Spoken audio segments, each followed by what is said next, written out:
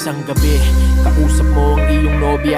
Kaya ng dati, siya ay iyong binubola. Nakaramdam ka ng init ng katawan. Hiningan mo siya ng video ng kanyang maselang harapan. Ang sabi niya, di ko pwedeng pakita to kanino man. Sabi mo, promise pagtapos ko buburahin ko yan. Sabi niya, ayoko nga. Nagpumilit ka pa rin nung sinabi mong tiwala lang, napilitan siyang gawin. Hanggang sa nagpadala siya ng video ang hubot-hubad. Nagsarili ka kaagad, pagkasend kumot agad. Pagtapos mong pagnasaan, tinignan mo ulit siya. Tingin mo na sa kanya, ang dumi-dumi niya. Naisip mong i-post online ng katawan niya na may malaswang kap.